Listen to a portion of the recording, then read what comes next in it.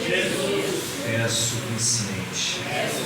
Se assente fazendo barulho do diabo na voz.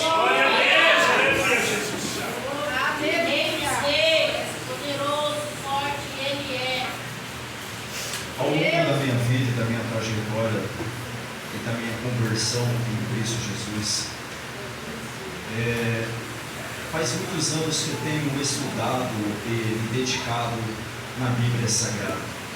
Já tive a oportunidade de ler 5 vezes, mas de todas as vezes que eu li a Bíblia Sagrada, sempre tem algo novo para nós aprender. De Gênesis a Malaquias, Deus tentou de todas as formas, de todas as maneiras, trazer o povo diante dele. A verdade é que Deus queria se relacionar com o povo de Israel, mas o povo de Israel vivia era sofismo. Eu via isso, Marcelo, vivia na aparência de verdade com o fundo mentiroso. O povo de Israel, quando precisava de milagres, prodígios e maravilhas, ia para o templo, sacrificava um cordeiro, e quando recebia o seu milagre, recebia a sua provisão, viravam as costas para Deus. Deus tentou de todas as maneiras, de todas as formas, enviando um sacerdote, um profeta, para alertar, consertar o povo. Mas o povo tinha um coração endurecido. E chega um momento da vida que Deus se cansa. Como assim, Marcelo? Isaías capítulo de número 6, a Bíblia vai dizer que Deus vai bradar no céu dizendo: quem enviarei, quem há de ir por nós? Na terra não poderíamos ninguém ser digno, porque todos estavam sujeitos ao pecado. Debaixo da terra estava Satanás, os principados e a potestade. No céu os anjos é espírito, eles não poderiam descer. E no meio dessa pergunta que Deus brada no céu, há um silêncio. E no meio desse silêncio há uma resposta. E qual é a resposta, Marcelo? Do lado do trono de Deus há uma voz dizendo: eis-me aqui, envia-me a mim. Foi Filipenses capítulo de número 2, versículo de número 7, que a Bíblia vai dizer que mesmo sendo Deus, não teve a usurpação ser igual a Deus, mas antes aniquilou-se tornando servo. O que fez Jesus descer?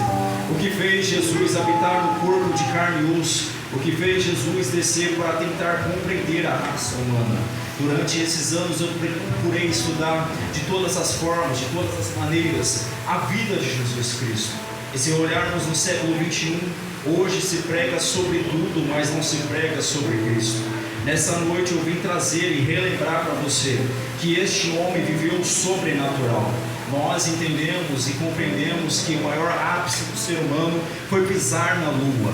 Mas eu digo para você que o maior ápice da humanidade foi Deus descer na terra e habitar no corpo de carne e osso. Ele veio de uma forma tão simples, uma forma tão objetiva, que ele nasceu no meio dos animais e ele não teve assim o desejo de nascer em palácio. Jesus ele veio contra o sistema religioso naquela época. Esse sistema religioso era os 5 primeiros livros da Bíblia Sagrada, conhecido como Gênesis, Êxodo, Levítico, Número e Deuteronômio. Na lei de Moisés havia uma profecia dizendo: se a mulher era pega em um ato de adultério, essa mulher tinha que ser em praça pública e ser morta apredejada. Mas quando Jesus ele veio na contramão da religiosidade, Jesus ele olha para aquela mulher e diz: quem não tem pecado, que atire a primeira pedra. Então os fariseus, os escribas e o sumo sacerdote começaram a ter possesso por Satanás, porque Jesus ele veio de uma forma tão simples. A sua mensagem era simples e objetiva. Aonde Jesus ia, havia cura, milagre, transformação, multiplicação.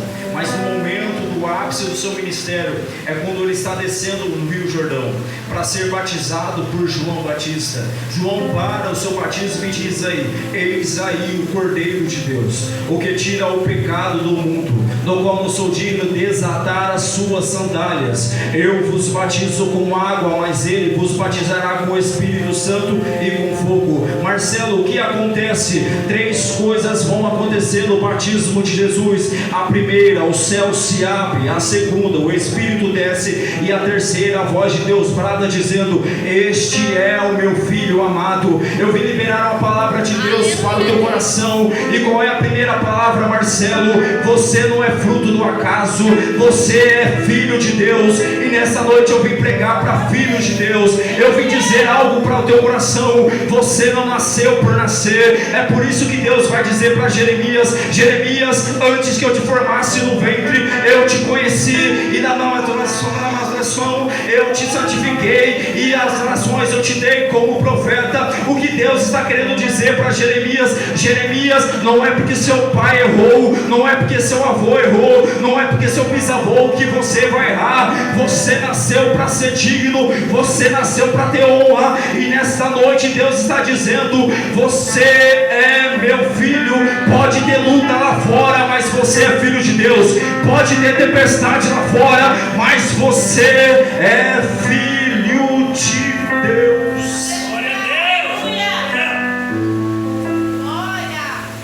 Ele chama de 70, 12, de 12, 3, e começa o seu ministério.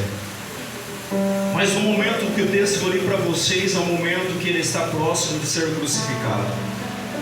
É um momento de dor e angústia, porque no Getsemane revela o caráter. Mateus capítulo de número 3, o céu se abre e Deus diz: este é meu filho.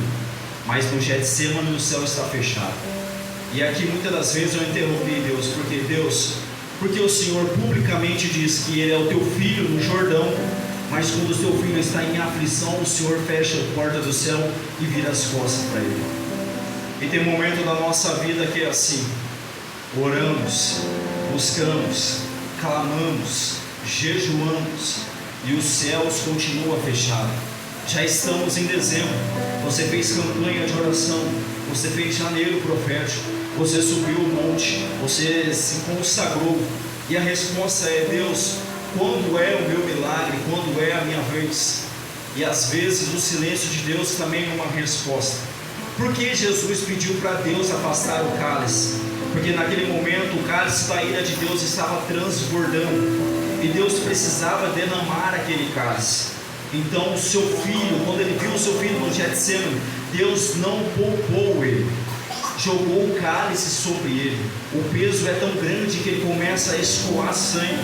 Ele desce e vê os discípulos dormindo, e nesse momento Judas, que era o mais equilibrado daquela turma, que cuidava da finança de Jesus, do ministério de Jesus, que na personalidade de todos os 12 discípulos, Judas era o mais centrado. Judas não tinha possibilidade de trair, mas naquele momento ele abriu a brecha, e quando abrimos brecha dentro do coração, o nosso coração começa a ter o desejo de trair Jesus.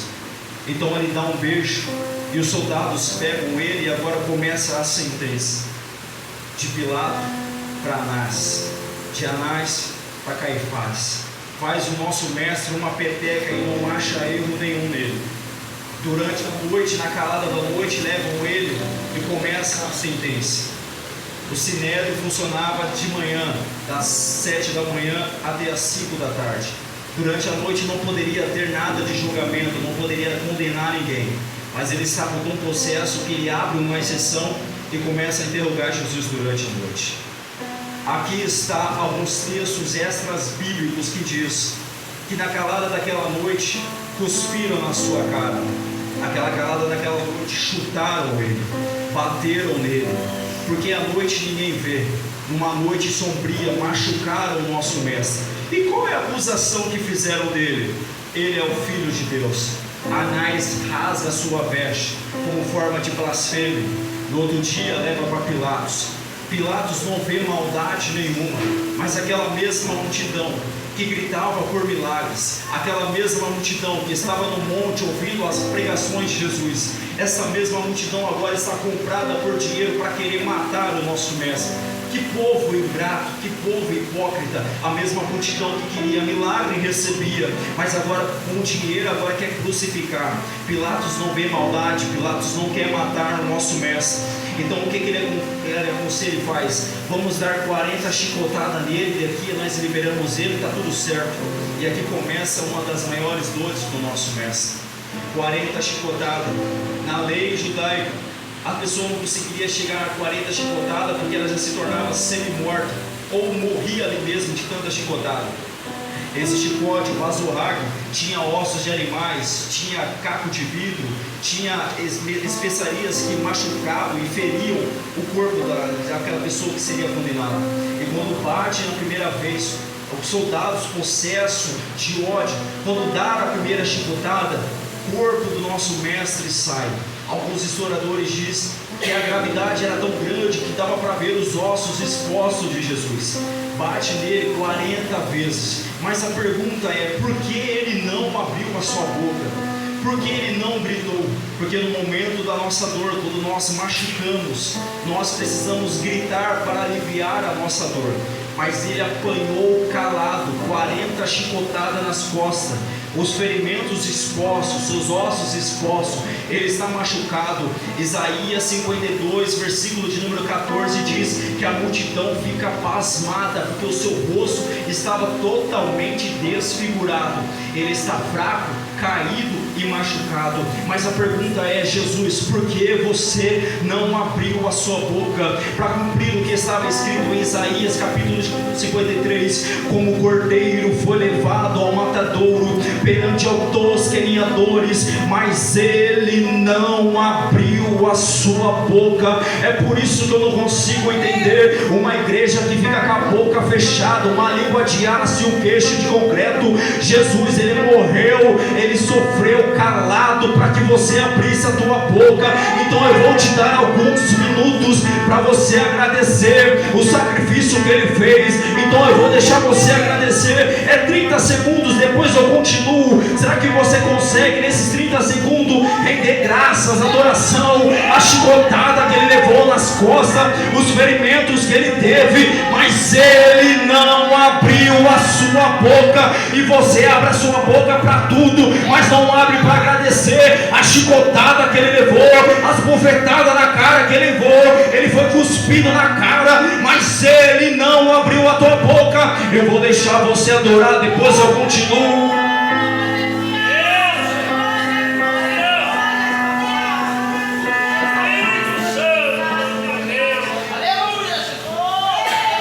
Isso, aumente o nível. Se possível, feche teus olhos. Será que você consegue visualizar a chicotada que ele levou por causa de você, meu irmão? Você consegue imaginar a dor que ele passou? Todo desfigurado, todo machucado, levou 40 chicotadas nas costas, mais de 460 cortes abertos sobre o seu corpo, mas ele não abriu a sua boca. Então abre a sua boca agora. Deus vai visitar essa igreja nessa noite. Eu não vim fazer você pular, eu não vim fazer você se emocionar, mas eu vim fazer você lembrar que o sacrifício foi feito na cruz do Calvário. Eu vou deixar você adorar.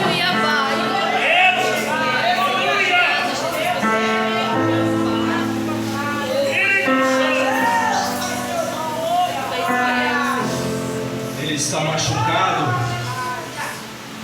Tiram ele, jogam ele na cisterna. Pega um pano e coloca sobre as suas feridas. Está com fome, está machucado, frio na cisterna. Ele passa aquela noite no solidão. Aquele pano em contato com os 460 cortes que se abriram se torna uma cicatrização. O pano em contato com o ferimento fecha os ferimentos. No outro dia leva ele para Pilatos novamente. Não bastasse isso, os soldados possessos por Satanás arrancam aquele pano com tanto ódio. Aqueles ferimentos encolados com o pano se abrem novamente. Meus irmãos, a dor é surreal. Coloca ele, Barrabás, e a multidão está dizendo: crucificam. Pilatos lava a sua mão e diz: não tenho nada com este homem, é vocês que querem crucificar. Então pegam ele, um pedaço da parte de cima da cruz, coloca sobre os seus ombros, e Jesus começa, meu pastor Ronaldo, a sua caminhada fraco, caído, machucado, mas ele vai devagarzinho em direção ao Gólgota, todo machucado, mas ele não desiste. Mas tem um momento que ele vai cair porque ele está machucado, fraco e caído. Ele cai porque está sem força, mas é nesse momento que Deus envia um tal de Cirineu para ajudar ele a carregar a cruz. Às vezes a cruz vai ser pesada sim, às vezes a luta vai ser difícil sim, ao ponto de você querer parar, ao ponto de você querer abandonar a fé. Mas é nesse momento que é desistência que Deus vai enviar o Espírito Santo e vai dizer: você não está sozinho. A cruz pode estar pesada, os machucados podem estar sangrando na sua alma, mas eu vou enviar o Espírito Santo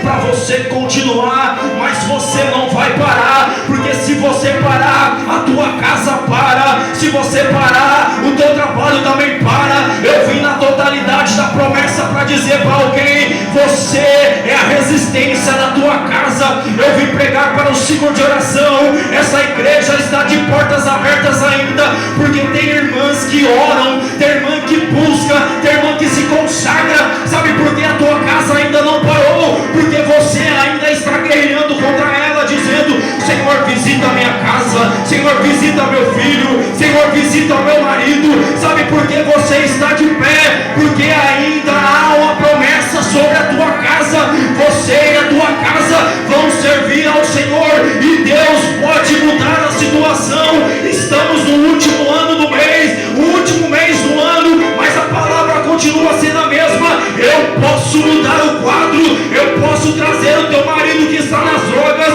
eu posso trazer teu filho que está na balada, por um poder da oração. Uma igreja que ora pode se levantar 11 mil demônios, 1000 cai de um lado, 10.000 cai do outro, mas a igreja não será atingida, porque tem uma igreja que ora, tem uma igreja que busca, tem uma igreja que se consagra.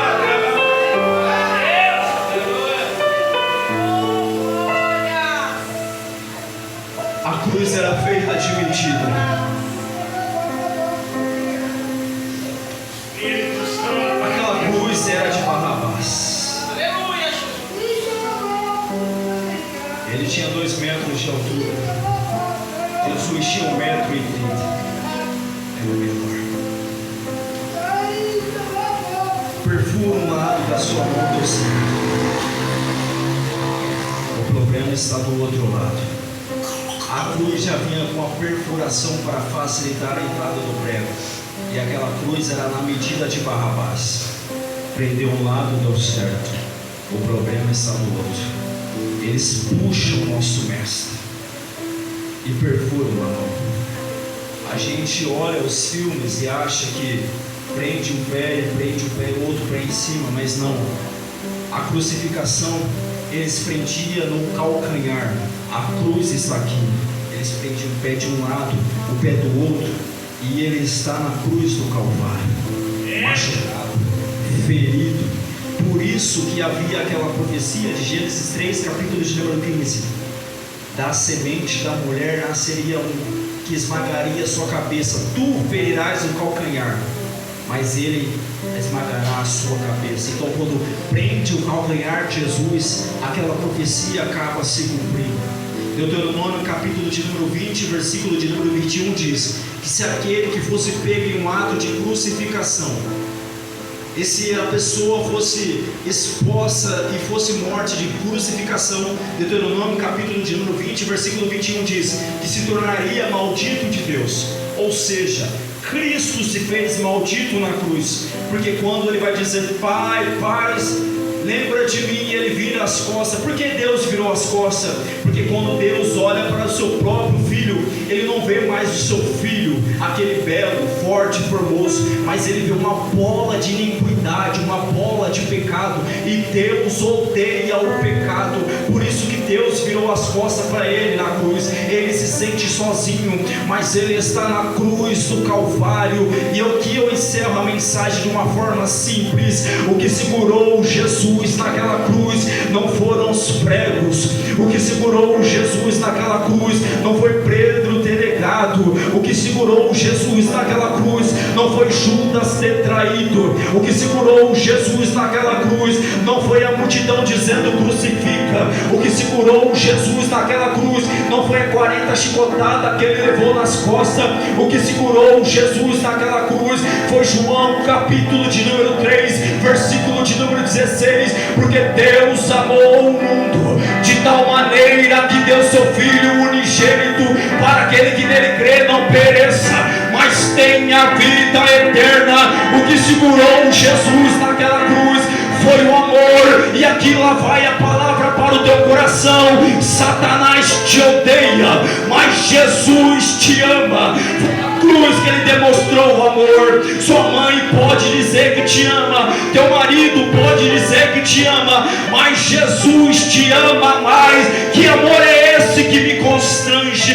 Que amor é esse que ele deu seu próprio filho para morrer pelos meus pecados? Aquela cruz não era para ele, aquele sacrifício não era para ele, aquele sacrifício era para mim e para você. Mas sabe por que ele tomou o nosso lugar? Porque ele sabia que nós somos fracos, ele sabia que nós não ia conseguir. Por isso que ele desceu para perdoar os teus pecados. É por isso que Satanás não entende. Você apanha, mas vem para a igreja. Você é caluniado, mas vem para a igreja. Você é perseguido, mas vem para a igreja. E Satanás está dizendo: como pode?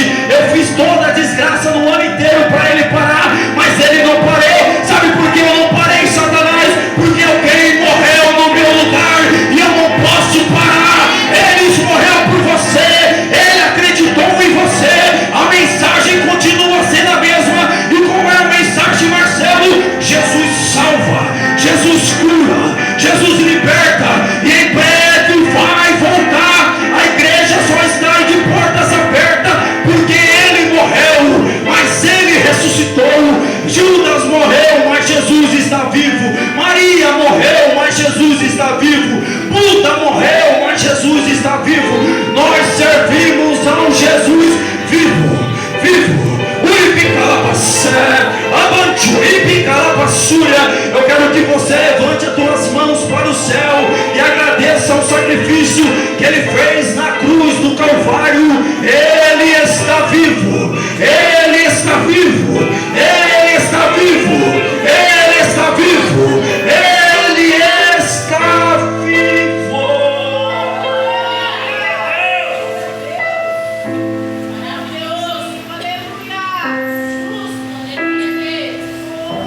Ele está vivo.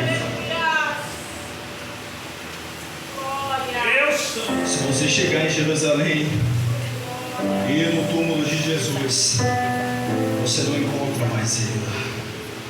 Está vazia. Ele apanhou tanto, foi caluniado, foi machucado, perseguido por causa de você. Não somos bons em bater no peito e dizermos que somos alguma coisa pelo nosso trabalho, pela forma de como Deus usa. Não estamos aqui para fazer o altar como um boxe de ringue. Eu estou cansado da geração do século 21.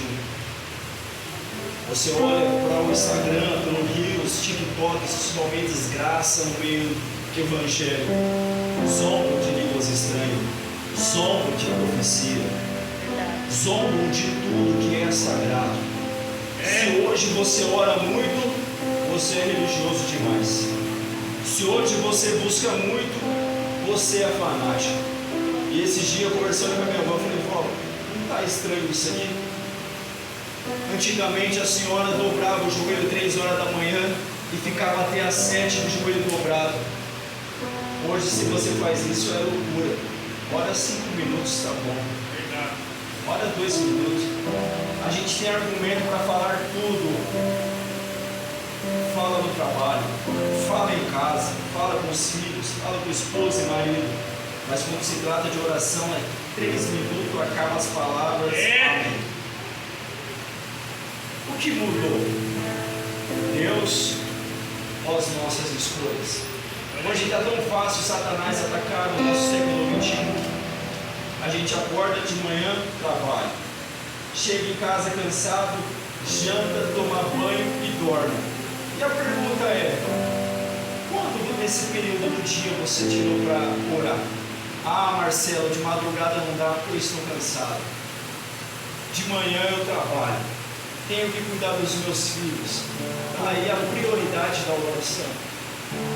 A igreja só está de portas abertas, meus irmãos, porque há oração. Glória a O que o Deus. pastor Ronaldo faz aqui, eu que eu ensino, é algo que eu não vejo mais em nenhuma igreja. Eu tenho visitado muitas igrejas esse ano, e a maioria começa 7h30, hino da harpa, e assim vai. E aqui o pastor Ronaldo começa de uma forma diferente, 30 minutos de oração. E às vezes a gente fala, 30 minutos é muito, mas eu aprendi uma experiência com Deus, e aqui eu encerro para a gente agradecer a Deus de uma forma extraordinária. Um dia um certo pastor disse para mim: Marcelo, quer orar mais de 1 hora? Eu quero. Me explica. Ele falou assim: comece cantando os hinos da harpa cristã. Foi na cruz onde eu vi os meus pecados castigados em Jesus. Depois você ora mentalmente, porque tem coisa que Satanás não pode escutar, tem projetos que é só você e Deus. Você mentaliza na sua mente e começa a orar mentalmente, em espírito com Deus. Depois que você ora mentalmente, você agora vai clamar a Deus. Você vai para a guerra. Senhor, visita meu marido. Senhor, visita minha família. Senhor, visita a nossa igreja. Senhor, visita o círculo de oração. Senhor, visita o meu trabalho. E depois você volta de novo. Foi na cruz, onde o dia eu vi. Quando você perceber, meus irmãos, você já orou 1 hora e diz: caraca, passou rápido. Eu convido você a fazer essa experiência, porque Deus não mudou, Ele continua sendo o mesmo. As nossas atitudes não mudaram. O sacrifício Ele já fez, agora é a nossa parte. Então, o que a gente tem que fazer, Marcelo? Ter uma vida de oração. Deus ama conversar. Por mais que às vezes Deus permaneça em silêncio, Deus ama dialogar. Marcelo, mas como eu vou orar se Ele já sabe o que eu vou falar? Exatamente, Ele quer você, uma atitude sua. Ele quer que você volte a orar. Marcelo, qual prova de amor maior que essa na cruz do Calvário? Não existe, meus irmãos. Não existe prova maior do que essa na cruz do Calvário. Então precisamos voltar ao princípio. Qual é o princípio? A crucificação de Cristo. O segundo, ter uma vida de oração. Terceiro, ter bons frutos, igual o pastor disse. Não adianta eu vir para a igreja, colocar o melhor terno, fazer a melhor canção, colocar a minha melhor pregação, se eu não ter frutos. Não adianta não ter frutos. Pregação, louvor. Uma igreja que não tem fruto, essa igreja só tem a declinar. Mas eu vim nessa noite dizer que essa igreja tem fruto. Se eu pegar o microfone e dar para cada irmão que está aqui, cada um vai contar um testemunho lindo porque tem fruto. A sua casa ainda está de pé porque tem fruto. A tua família está de pé porque tem um fruto, e o fruto é você que está aqui guerreando pela sua casa. Não desista, não pare. Eu não vim fazer você pular, não vim fazer você se emocionar, mas eu vim fazer você lembrar do sacrifício de Jesus. Glória a Deus. Ele é suficiente. Verdade. Eu quero que você coloque sobre os seus pés.